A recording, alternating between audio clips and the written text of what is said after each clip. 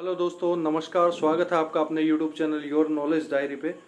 दोस्तों, आज की वीडियो बहुत ही स्पेशल होने वाली है। उसका कारण ये है कि आज मैं बहुत कम समय में पासपोर्ट की बहुत सारी समस्याओं के बारे में बात करूंगा और उसको कैसे दूर करें और उसमें क्या सुझाव मेरी तरफ से रहेगा। मेरे जो अनुभव है 10 साल का, उसको देखते हुए और मैं जो अपने सीनियर्स से जो मैंने सीखा है, जो नॉलेज ग्रहण की है, उसके लिए मैं अपने सब्सक्राइबर तक, आप लोगों तक, पब्लिक तक पहुंचाना चाहता हूं, ताकि कोई भी ऐसी मिस्टेक आप लोगों द्वारा ना हो जो इलीगल हो और जिससे आपका नुकसान हो भविष्य में भी और वर्तमान में भी। दोस्तों, चलिए बात करते हैं। सबसे पहले मैं बात करूंगा दोस्तों डंकी रूट की।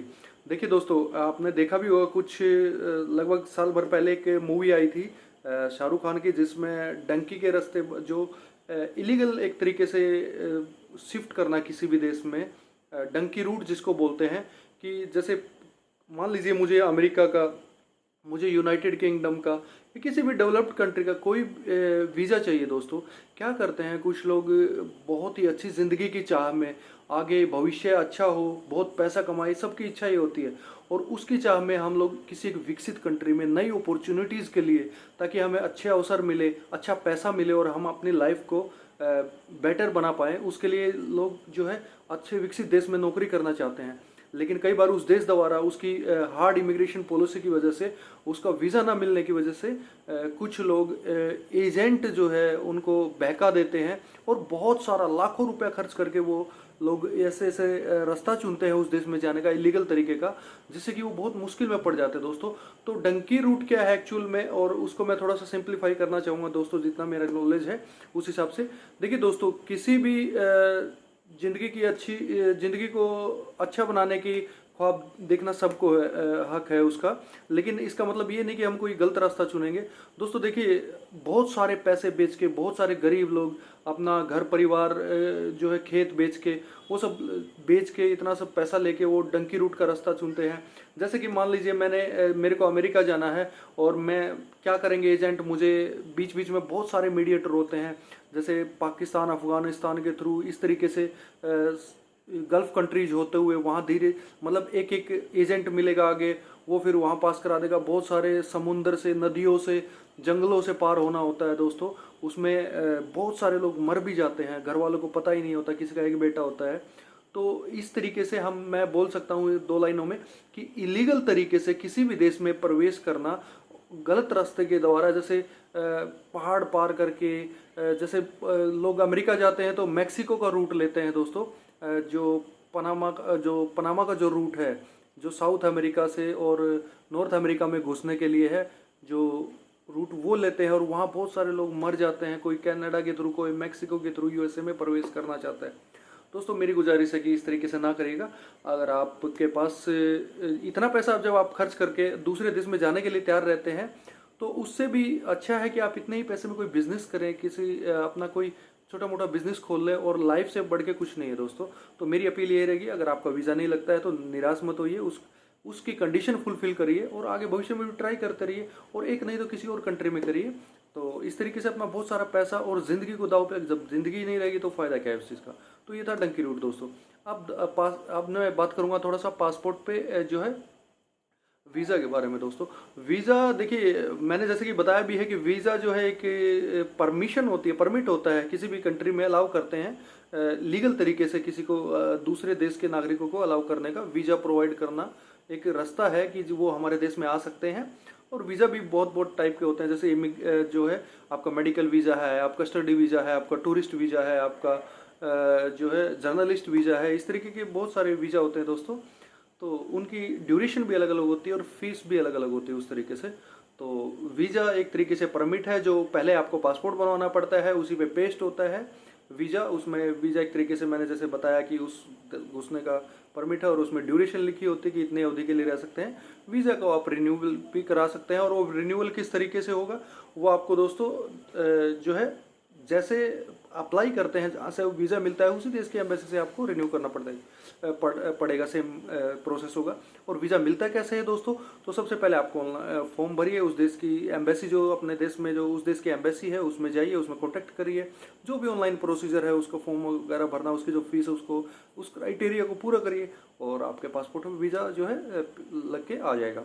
तो दोस्तों पासपोर्ट की समस्या पे अब मैं बात करता हूँ, जो हमारी तीसरी समस्या आज की। दोस्तों पासपोर्ट में भी बहुत सारी समस्याएं हैं। मैं यहाँ आज बच्चे से शुरू करके और क्या क्या प्रॉब्लम मेनली जो फोकस सारी तो मैं नहीं बता पाऊंगा दोस्तों, टाइम बहुत कम मैं लेना चाहूँगा क्योंकि ज़्यादा लंबी वीडियो हो जाती है और उसमें फिर व्यूअर को परेशानी होती है।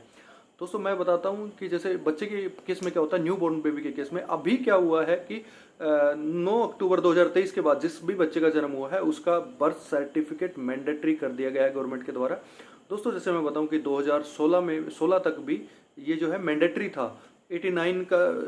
89 को जिसका बर्थ हुआ है या उसके बाद उसके लिए मैंडेटरी था, लेकिन जैसे ही मोदी गवर्नमेंट आई तो उन्होंने पॉलिसी को लिबरलाइज किया। और क्योंकि उसमें बर्थ सर्टिफिकेट में स्कैम भी बहुत सारे होते हैं, फ्रॉड बर्थ सर्टिफिकेट बनाने वाला पूरा गिरोह एकदम काम करने लग गया था और काफ़ी सारे फ्रॉड देखने को मिले थे। तो गवर्नमेंट ने उसको लिबरलाइज किया पॉलिसी को और उसमें बर्थ सर्टिफिकेट की बजाय बहुत सारे ऑप्शन दे दिए और उसको मैंडेटरी जो है डॉक्यूमेंट से हटा दिया गया मैंडेटरी लिस्ट से।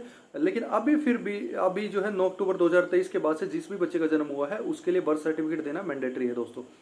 और उसके बाद दोस्तों बर्थ सर्टिफिकेट के अलावा माँ बाप का पासपोर्ट हो जाता है, या माँ बाप के पास पासपोर्ट नहीं है तो उसमें माँ बाप के एड्रेस प्रूफ चाहिए दोस्तों। और साथ में एक एनेक्सर डी। एनेक्सर डी क्या होता है दोस्तों? एनेक्सर डी आपका एक ऐसा फॉर्म होता है जिसमें दोनों ही पेरेंट्स की तरफ से कंसेंट, सहमति होती है कि हम अपना बच्चे का पासपोर्ट जो है बनाना चाहते हैं। उसमें दोनों माँ बाप के सिग्नेचर होते हैं, उनका आधार कार्ड या वोटर आईडी कार्ड या पासपोर्ट नंबर डाला जाता है। वो फॉर्म आपको मिल जाएगा इजीली पासपोर्ट सेवा की वेबसाइट से जाके, और एनेक्सर ऑप्शंस में जाके आप उसको एनेक्सर डी को डाउनलोड कर सकते हैं दोस्तों। और कई बार क्या होता है कि एक पेरेंट्स बाहर होता है दोस्तों और एक पेरेंट ही वहाँ बच्चे, जैसे पिताजी बाहर चले जाते हैं कमाने और माँ उसका बच्चे का पासपोर्ट बनाना चाहती है, तो पीछे से वो एनेक्सर डी की बजाय एनेक्सर सी लग जाता है, बच्चे का बर्थ सर्टिफिकेट लग जाता है और मदर का आईडी प्रूफ लग जाता है, पासपोर्ट हो कोई भी वो एक डॉक्यूमेंट लगेगा दोस्तों। अब दोस्तों मैं फ़ीस की बात कर लेता हूँ। फ़ीस जो है दोस्तों इसमें करीबन जो हमारे 15 साल से 15 साल से छोटे बच्चे की मैं बात करता हूँ दोस्तों, तो वो लगभग 1000 रुपये अपनी फ़ीस होती है। और अगर न्यू बॉर्न बेबी है आपका 8 साल तक का तो उसमें 900 रुपये फ़ीस हो जाती है। 15 साल से लेके अगर आप 15 साल में ऑप्शन हो जाता है कि आप 10 साल का पासपोर्ट लेना चाहते हैं या 18 साल की एज तक का लेना चाहते हैं, उस केस में अगर आप 10 साल की वैलिडिटी चुनते हैं तो आपको पासपोर्ट जो है पासपोर्ट के लिए फ़ीस 1500 ही देना पड़ेगा। नॉर्मल कैटेगरी की जो है, तत्काल के लिए जैसे कि आप जानते हैं 1500 प्लस 2000 एक्स्ट्रा फीस होती है। वो फीस आपकी ऑनलाइन नहीं कटती है, वो पासपोर्ट सेवा केंद्र में या पासपोर्ट ऑफिस में जाके आपको वहीं पे करना होता है। उसके लिए आपको रिसिप्ट भी मिलती है दोस्तों। और पासपोर्ट भरने की जैसी प्रक्रिया है, जैसे आपको बताया कि कोई भी बोल दे कि मैं आपका ऑफलाइन पासपोर्ट फॉर्म भर दूंगा, तो ऐसी कोई प्रक्रिया नहीं है। ये बहुत साल पहले ही बंद हो चुकी है। आपको passportindia.gov.in पे जाके अपना लॉगिन करना है। ईमेल आईडी में आपका मेल आएगा, उसको एक्टिवेट करना है और उसमें लॉगिन करके आपको फिर फॉर्म भरना है पूरा, और उसमें फीस सबमिट करनी है। फीस सबमिशन के बाद दोस्तों आपका जो है पासपोर्ट की आपको अपॉइंटमेंट लेनी है और जो डेट मिलेगी उसमें आपके अपने डॉक्यूमेंट लेके जाने हैं। डॉक्यूमेंट पे आप बात करते हैं दोस्तों, डॉक्यूमेंट में आपको मैं बता देता हूँ। अगर आप 50 साल से छोटे हैं तो आपको अपना डेट ऑफ बर्थ प्रूफ, जिसमें आपका मैट्रिक सर्टिफिकेट हो सकता है, आपका पैन कार्ड हो सकता है, आपका बर्थ सर्टिफिकेट होता है, आपका कोई पॉलिसी बॉन्ड है, कोई भी जीवन बीमा का बॉन्ड है, उसमें अगर आपकी डेट ऑफ बर्थ लिखी वो हो सकता है। और अगर कोई गवर्नमेंट सर्वेंट है तो दोस्तों गवर्नमेंट सर्वेंट के लिए आप कोई रिटायर्ड गवर्नमेंट सर्वेंट है तो पेंशन पेमेंट ऑर्डर हो सकता है। ठीक है, इस तरीके से कोई भी एक डेट ऑफ बर्थ प्रूफ के लिए, एड्रेस प्रूफ के लिए आपको दोस्तों इसमें यहाँ एक बात मैं जोड़ना चाहूँगा कि डेट ऑफ बर्थ प्रूफ के लिए अब गवर्नमेंट ने आधार कार्ड बंद कर दिया है। डेट ऑफ बर्थ प्रूफ के लिए गवर्नमेंट ने आधार कार्ड बंद कर दिया है, तो उसको कंसिडर मत करिएगा। ये एड्रेस प्रूफ में हमारा कंसिडर हो जाएगा। एड्रेस प्रूफ में आपका इलेक्ट्रिसिटी बिल हो सकता है, आपका वाटर बिल हो सकता है, आपका पोस्ट पेड टेलीफोन बिल हो सकता है, आपका आधार कार्ड हो सकता है, आपका वोटर आईडी कार्ड हो सकता है दोस्तों, और आपका कोई भी रेंट एग्रीमेंट हो सकता है, प्रॉपर्टी के कागजात हो सकते हैं दोस्तों। इनमें से कोई भी एक डॉक्यूमेंट आप इसमें ले सकते हैं। और 50 साल से अगर आप छोटे हैं और आप एजुकेशन ऐड कराना चाहते हैं तो उसमें आपका 10th सर्टिफिकेट मिनिमम क्राइटेरिया है, और 10th सर्टिफिकेट या उससे अबव कोई भी डिग्री आपकी रिकॉग्नाइज्ड यूनिवर्सिटी या स्कूल से हो। ठीक है, जिसमें कई फेक यूनिवर्सिटीज़ वगैरह आती हैं, वो विदेश मंत्रालय ने लिस्ट दी हुई है, वो ना हो, नहीं तो उसके आधार पे आपको ECNR नहीं मिलता है। और गवर्नमेंट सर्वेंट के लिए मैं ऐड करना चाहूँगा कि आपको एक एनओसी भी देना पड़ता है अपने डिपार्टमेंट से। एनओसी के 3 टाइप्स होते हैं, जिसमें हम प्रायर इंटीमेशन होता है, एनेक्सर जी होता है, एनेक्सर ए होता है। एनेक्सर ए प्रॉपर जो है आइडेंटिटी सर्टिफिकेट होता है, वो आपके हेड ऑफ द डिपार्टमेंट से इशू किया जाता है प्रॉपर। उसको आप वेबसाइट से ले सकते हैं उसी एनेक्सर को, या जी में नो ऑब्जेक्शन सर्टिफिकेट होता है, उसके प्रोफॉर्मा के हिसाब से आपको बनवाना पड़ेगा अपने डिपार्टमेंट से।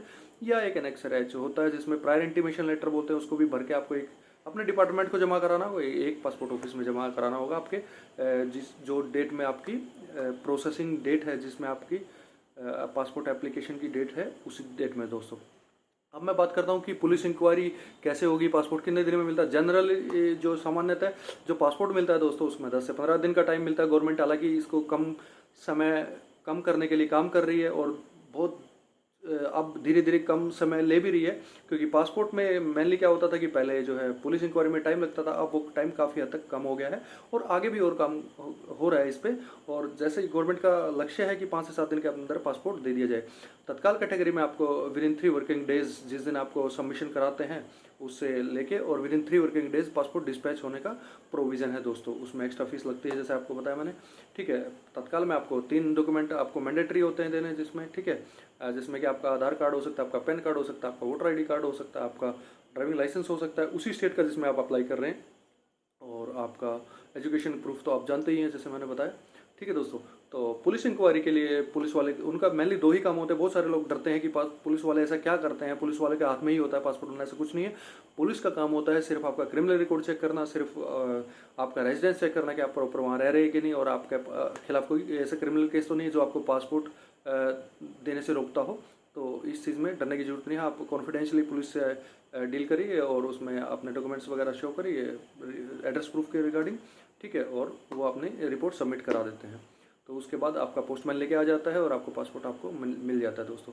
कई भाई क्या करते हैं कि फेक डॉक्यूमेंट जमा करा देते हैं दोस्तों। कई बार उनकी वेरिफिकेशन होती है पासपोर्ट, लेकिन पहले डिस्पैच कर दिया जाता है, या आपकी एनओसी कोई गवर्नमेंट सर्वेंट है वो गलत तरीके से जमा कराता है, या कोई भी जैसे 10th सर्टिफिकेट जमा करा देता है फेक बनवा के, और वो जब वो उसका क्रॉस वेरिफिकेशन कराया जाता है जो इशूइंग अथॉरिटी है जहाँ से इशू हुआ है उससे, तो उस केस में क्या होता है दोस्तों, उस केस में वो नकली रिपोर्ट आती है, मतलब वो पता लग जाता है फ्रॉड है, और पासपोर्ट पे स्टॉप वहीं से लगा दिया जाता है पासपोर्ट ऑफिस से। और लोगों को लगता है कि हमें तो अब पासपोर्ट मिल गया, उसकी कोई हमें ज़रूरत नहीं है। वहाँ से शो कॉज नोटिस इशू किया जाता है, और उस पर आपको बुलाया जाता है। आप कई लोग नहीं जाना चाहते तो मैं आपको बता देता हूँ, उसमें कोई फ़ायदा भी नहीं होता है, क्योंकि उसमें जो है आपको पासपोर्ट स्टॉप होता है, उस पर आप कहीं ट्रैवल नहीं कर सकते। तो उम्मीद है दोस्तों आपको ये सेशन पसंद आया होगा। कैसी लगी मेरी वीडियो, और अगर वीडियो अच्छी लगी तो उसके लिए लाइक और शेयर करना, और चैनल को सब्सक्राइब करना बिल्कुल ना भूलें दोस्तों। नमस्कार।